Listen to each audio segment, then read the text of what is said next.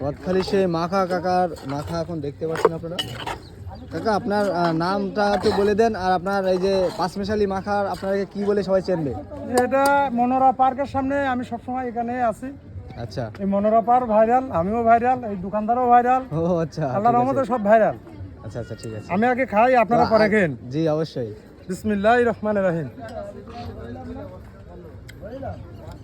তারপরে কাকা স্বাদ কেমন বলেন?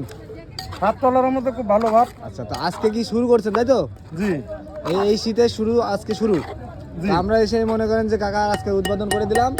আপনারা যারা আসবেন গদখালি মনোরা পার্কের সামনেই কিন্তু আপনারা আসলে কিন্তু কাকার এই যে বিভিন্ন রকম মাখা পেয়ে যাবেন, দেখতে পাচ্ছেন আপনারা।